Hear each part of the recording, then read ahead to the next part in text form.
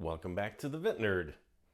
And, well, not welcome back to the new studio, but welcome to the new studio.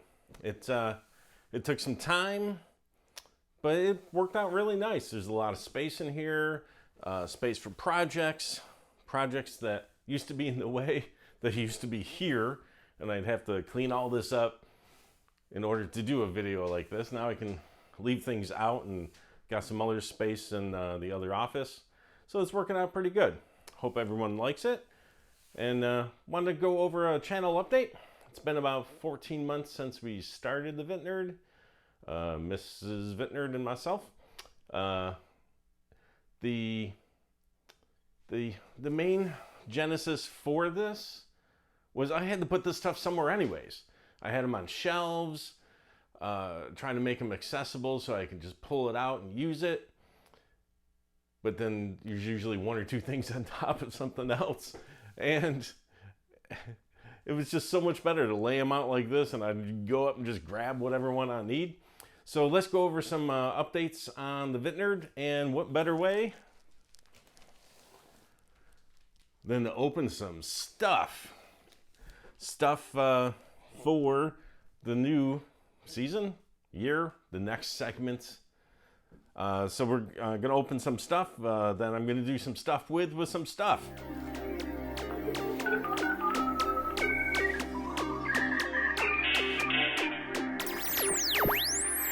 I kind of wanted to open these in some kind of order, but I don't know what anything is here. So let's just start with this. I'll start with this. I don't want to cut that. Whatever this is. I think it's a cartridge and a manual, maybe. So as you can see up on the shelves, the wall of retro, which really is, between you and I, is the wall of storage, as I mentioned. It's a great way to get stuff, I guess, on display, but also put somewhere. You gotta have a place for your stuff, as George Carlin would say. Okay. So the stuff, I keep saying stuff because it's stuff. Stuff I got, more retro computers, things I didn't have a year or so ago. Probably not just me, but as you get into this, you're like, that does what? I didn't know that. I was an Atari guy. I didn't have the Radio Shack. Let's get the Radio Shack and do something with it. So with that, I needed more stuff for that stuff. So this is the speech sound pack for the TRS-80 color computer, the Coco up there. I like a lot of sound things, music. So when this popped up, I wanted to grab this, play around with that, and do some video on it. I can talk. So the Coco talks. So that's going to be fun. Make sure there isn't some other stuff stuffed in this bag. So, pardon me. I have garbage in here now instead of just throwing it on the floor. Let's see. So the YouTube, the main thing for the VintNerd is doing the YouTube videos, which, a little behind on what I wanted to do. But that's because I was busy gathering stuff. You know how long, well, a lot of you watching probably knows how long to research and look at something and check it out and do something with it. And then, oh, right, now I got to spend time to do video amongst everything else in the world. So with the studio done, this took a couple months. So we're here right now. The old studio was there. 90, we turned 90.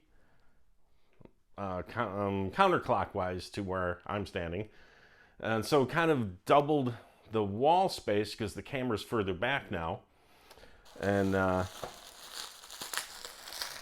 doing that, the new shelves, the lighting, the power, the cabling, just getting everything set up. Going from the 2 workbenches, had to find a 3rd workbench that matched.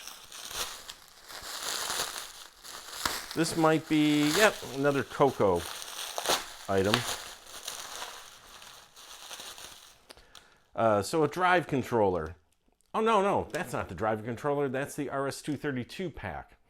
So again, I'm not that familiar with the color computer, the Tandy color computer, or TRS-80 when it started. I know of it. I used to sell them when I worked at Radio Shack a quarter of a century ago, or whenever that was. So, but you know, I never owned one back then and never got deep into it. So what I love is that the cartridge port on the side where you put in the software programs, you can also put in things like this, but then you can't put in a cartridge program, or you can't run the sound at the same time with RS-232. Maybe you're having your Southern Amos BBS speaking as you're logged onto it. But to take care of that, I'll have to get my hands on a multi-pack, which it's nice that they have that, but it seems bizarre to me that to hook up more to the Tandy Coco, you need another big bulk thing to put in 4 of these cartridges in. Great thing about the Atari SIO is you can just daisy chain stuff on. So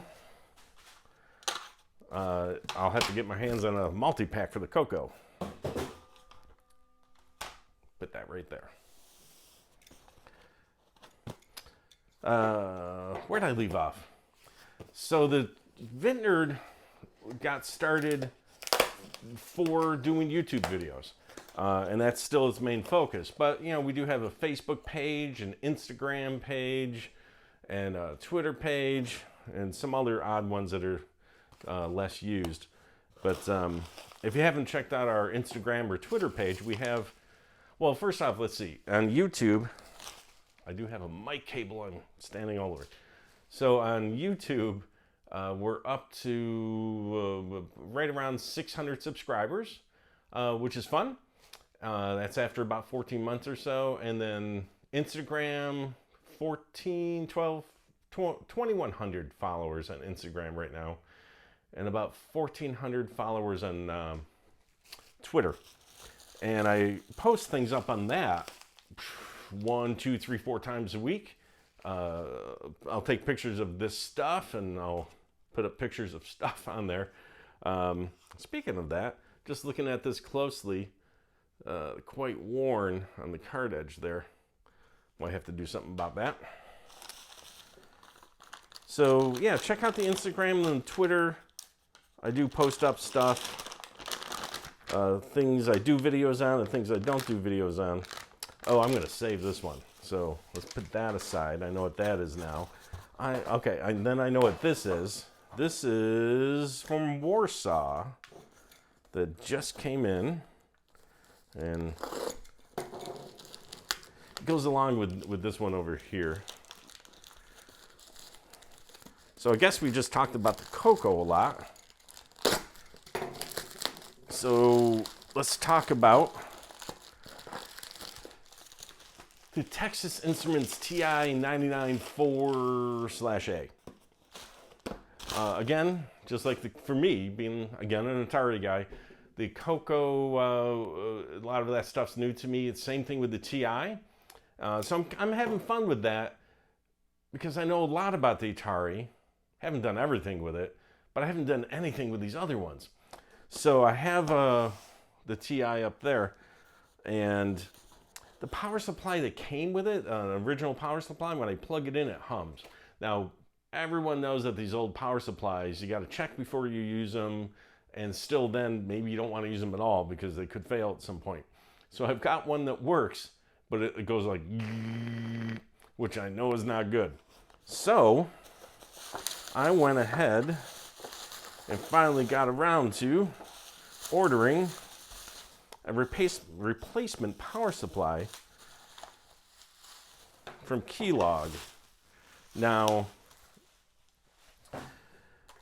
this one is interesting, and I'll do a video for installing this, because even though this plugs on the outside of the power supply, it's not the same power coming out of this connector that the original Texas Instruments power supply does. Because a lot of computers back then, like the Atari original 400, 800, and 1200 XL used 9-volt AC power adapters, and then there's a smaller power supply board inside the computers that then takes that voltage and converts it over to, you know, plus 5 volt DC, and some of the older ones 12 volt DC. And the Texas Instruments does the same thing. So the original power supply would supply voltage, and I can't remember offhand what those voltage lines were. And then inside the TI 994A is another little power supply board that converts all that. So you've got two old power supply components, and if you're going to buy a new power supply, why not just bypass the one inside? So that's what Keylog did with this, and I think that's pretty interesting. So I have to open up the TI, have to remove the wires to the old internal power board, bypass that, and then this power supply, using the same connector, which I know what you're thinking, will go ahead and supply power directly to the TI. So I'll feel much safer using that to do some fun with it. So when I said I know what you're thinking, if I were to make that conversion on that TI and then you plug in an old power supply, it's not going to be a good thing. So I'll have to put a sticker on the back and just make sure nobody ever like borrows it and plugs in the wrong power supply. So that's what that is, and that leads me to this tippy. That's what this should be, yep. So this will be another upcoming video. This plugs into the TI-99, and I don't want to say it's like a FujiNet, but I'm going to say it, it's like a FujiNet. So it has a Raspberry Pi on it. It can read ROM stuff and whatnot off of it, act like a disk drive and other peripherals. The fun thing is this Tippy, if you're familiar with Tippy on the Texas Instruments, this doesn't look like the board you're used to, because this doesn't go in the PEB box. This goes into the sidecar slot. And with that, this design of it fits into this case, this speech case, which right now already has a speech board in it. But my plan is, which way? This goes this way. My plan is to take the speech board out of here and install this directly into TI. Why not just have it available all the time? Then I'll have the empty case and I'll put this modified Tippy into it and plug that into the sidecar on the side. So that's fun there. Oh, and just off the cuff here, so the TI has one cartridge connector, one port connector like the Coco, but at least the TI had pass-through on it, which of course then would end up being 3 or 4 or 10 times wider than your computer, because they're all just connected together, which is what the PEB box is a good solution for. So that's going to be some videos coming up, some fun videos. Let's see, I do have some notes. Oh, live streams. We did do some live streams of retro brighting in our backyard, our beach. We're not on the beach, but it looks like a beach there. And it is in Southern California, so we do have the good sun. So we did some live streams, got some hardware for that, playing around with that. Did 4 days of live streaming retro brighting. So if you wanted to watch paint dry and it was just spinning in the sun. It actually still looks good today. I'll do some follow-up on that. It was an Atari 130XE that had some discoloring on it. So we are going to be doing some live streams, additional live streams. I've got some ideas of maybe some marathon project, like going through a whole bunch of carts or testing a whole bunch of computers at the same time. I'll have to get to that. Okay, I don't remember what this is.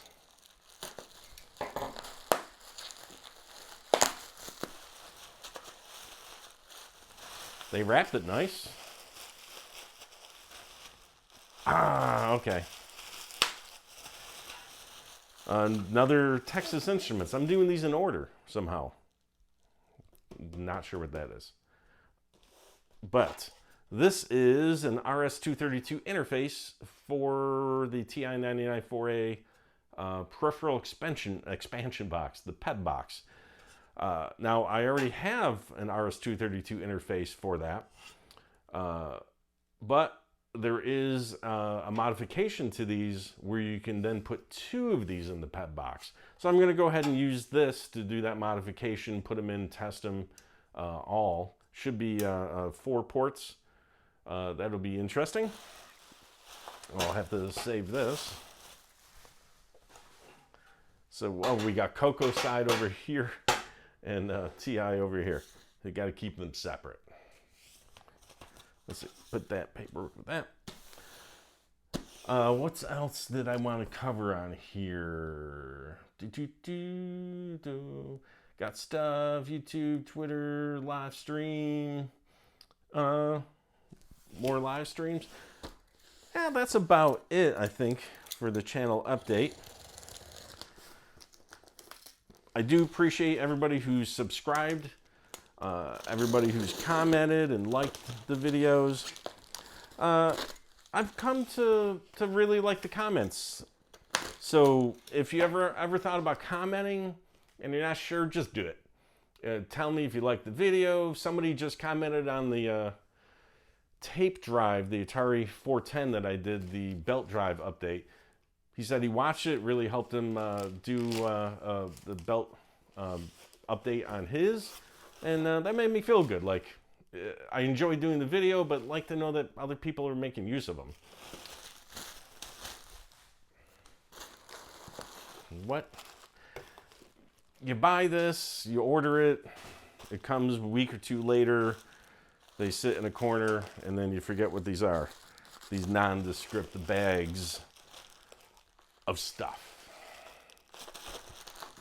And then I don't want to cut a cable open.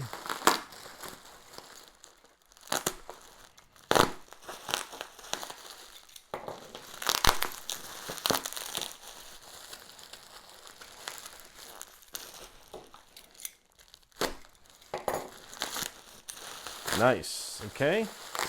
Oh, okay. The Atari CX85.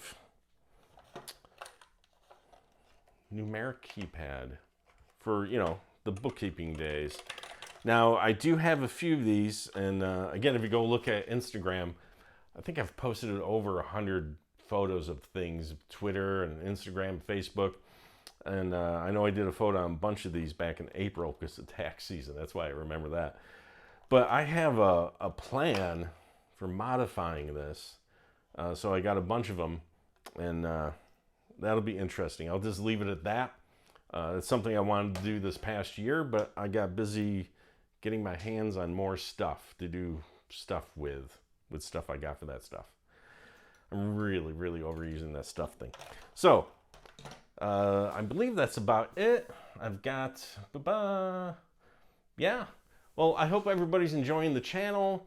And now that I've got the studio, and honestly, Mrs. Vitnerd really made this happen. A lot of work on the shelves and such. So now that we got this going, I got plans to get some more videos out. If you got any suggestions, you see stuff going on, maybe you see something in the back you wish I'd do a video on yada yada on it that I didn't even think of, I'd really appreciate that. I love hearing about these odd things that some of this retro stuff did that nobody knows about unless you dig it up somewhere. So let me know. With that, I appreciate you, and let's have some more fun. Thanks.